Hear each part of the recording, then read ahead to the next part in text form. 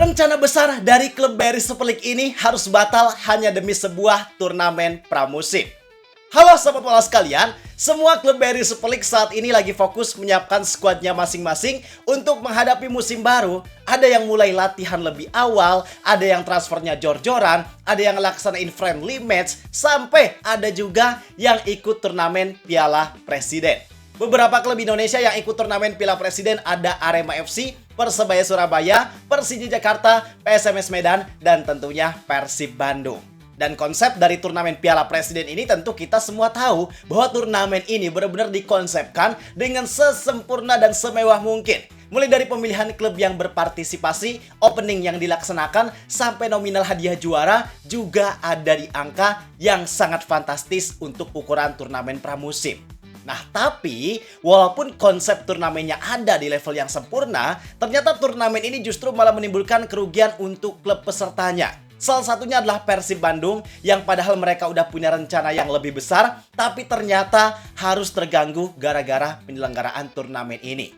Maka atas situasi tersebut, kita mau ajak kalian buat sama-sama memahami sebenarnya apa aja kerugian yang dirasakan oleh klub peserta, khususnya Persib Bandung. Rencana besar apa yang harus batal gara-gara turnamen ini? Semua kita kupas tuntas di sini. Karena ini jadi informasi yang menarik, pastiin kalian tonton video ini sampai akhir. Bareng gua, Zidane Fatoni. Langsung aja kita bahas, biar gak gitu-gitu doang.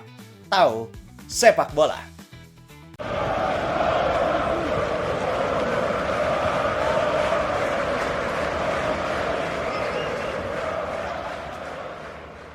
Oke, pertama kita harus pahami terkait situasi dan kondisinya. Jadi turnamen Piala Presiden ini kan bakal digelar dari tanggal 25 Juli sampai 6 Agustus. Diikuti 8 peserta dan khusus untuk Persib, mereka tergabung di grup A bersama Arema FC, DPMM FC asal Brunei, dan Tampines Rovers yang punya titel sebagai runner-up Liga Singapura.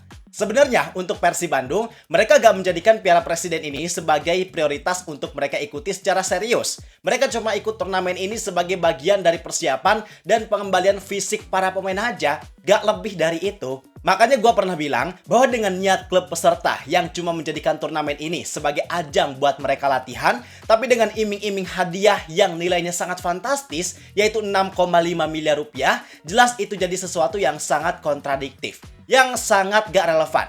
Karena kalau kita lihat dari segi subjektivitas kepantasan, dengan niat klub peserta yang gak nganggep serius, dengan total pertandingan cuma 3-4 pertandingan, nominal hadiah itu jelas terlalu berlebihan. Walaupun memang penyelenggaraan Piala Presiden ini diselenggarakan secara independen. Dalam artian mereka cari dana sendiri, nyari sponsor sendiri, dan lain halnya. Tapi tetap aja, ini kalau bisa ya, uang sebanyak itu jelas lebih worth it digunakan untuk kepentingan lain yang manfaatnya lebih sepadan dengan nominalnya. Sekarang kalau yang keluar sebagai juaranya klub Indonesia masih mending. Itu jelas tetap menguntungkan bagi sepak bola Indonesia karena keuntungannya, nominal uangnya bisa dirasakan oleh kita sendiri. Tapi coba, gimana kalau yang juara ternyata Port FC lagi? Atau Tampines Rovers, atau mungkin DPMM FC? Maka itu jelas secara gak langsung jadi sebuah kerugian buat sepak bola Indonesia. Karena bayangin, kita penyelenggaranya, kita yang capek, kita yang ngeluarin uang, tapi nominal hadiah besarnya justru malah dikasih ke klub dari negara lain. Maka yang diuntungkan ya tentunya klub serta sepak bola di negara tersebut. Indonesia, ya memang kita dapat pengalaman. Tapi apakah itu worth it dengan effort serta biaya yang dikeluarkan? Rasanya belum tentu. Tapi kita balik lagi bahas rencana Persib. Jadi selain Persib gak menjadikan Piala Presiden sebagai turnamen yang harus mereka seriusi, ternyata turnamen ini juga gak jadi prioritas utama untuk menjadi bagian dari persiapan pramusim yang mereka lakukan. Karena ternyata sebelum jadwal Piala Presiden ini rilis, Persib udah lebih dulu menyiapkan rencana untuk melakukan training camp di luar negeri. Tepatnya di Thailand, yang harusnya dimulai pada tanggal 24 Juli. Tapi dikarenakan pada tanggal 25 Juli mereka harus mulai mengikuti turnamen Piala Presiden ini, alhasil rencana untuk Persib training camp di luar negeri di tanggal 24 itu harus batal. Kenapa situasi ini bisa terjadi? Karena pada dasarnya rilis jadwal resmi untuk turnamen Piala Presiden itu dirilis dalam waktu yang cukup mendadak untuk sebuah klub memetakan persiapan pramusimnya. Contoh kayak Persib yang punya rencana training camp di Thailand. Otomatis itu persiapannya udah dimulai dari beberapa bulan yang lalu. Karena mereka harus booking transportasi, akomodasi, tempat latihannya, kemudian nyusun jadwal buat mereka nanti ngapain aja di sana, ditambah lagi ngelobi beberapa klub lokal Thailand buat jadi lawan uji coba. Itu semuanya pasti perlu waktu yang gak sebentar. Makanya rencana untuk Persib ngelakuin training camp di Thailand ini udah ada sebelum jadwal Piala Presiden rilis. Tapi ketika jadwal Piala Presiden rilis, ternyata jadwalnya malah bentrok. Alhasil karena turnamen Piala Presiden ini sifatnya panggilan dari federasi, ya mau nggak mau, Persib juga harus nurut sama federasi. Karena kehadiran Persib di turnamen Piala Presiden ini sifatnya penting dan krusial. Kalau Persib gak ikut Piala Presiden, itu bisa jadi masalah besar. Karena bakal berkaitan terhadap gagal atau suksesnya turnamen Piala Presiden tersebut.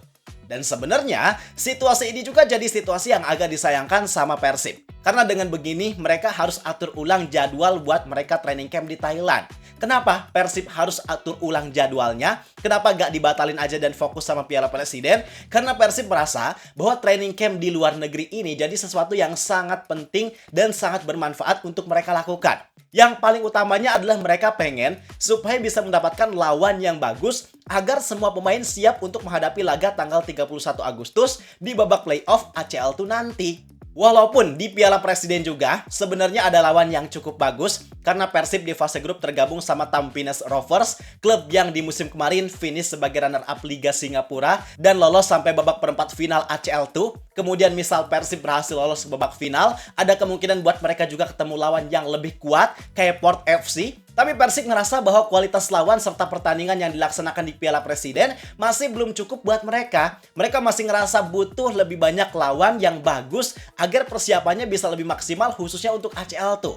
Dan ketika mereka training camp di Thailand, otomatis di sana mereka bisa nyari dan menyesuaikan lawan yang mereka inginkan. Contoh kayak tahun kemarin, ketika Persib TC di Thailand, mereka sempat lawan klub Liga 2 Thailand, bahkan mereka juga sempat ngelawan Ratchaburi. Nah, itu yang mereka inginkan. Kalau di Piala Presiden mungkin mereka juga gak bisa melakukan persiapan atau latihan sepenuhnya buat ngelakuin persiapan pramusimnya secara maksimal.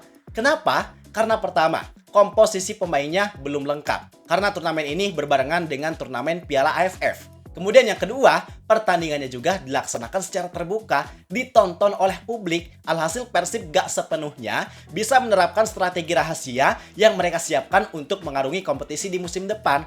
Itu memang jadi hal yang bikin Persib memilih untuk gak sepenuhnya tampil maksimal di Piala Presiden. Maka memang situasi tersebut bikin Persib tetap teguh sama pendiriannya buat nantinya kalau memang sempat Persib tetap pengen melaksanakan training camp di luar negeri. Paling sekarang yang jadi pertimbangan Persib adalah menunggu sejauh mana mereka bakal melangkah di Piala Presiden.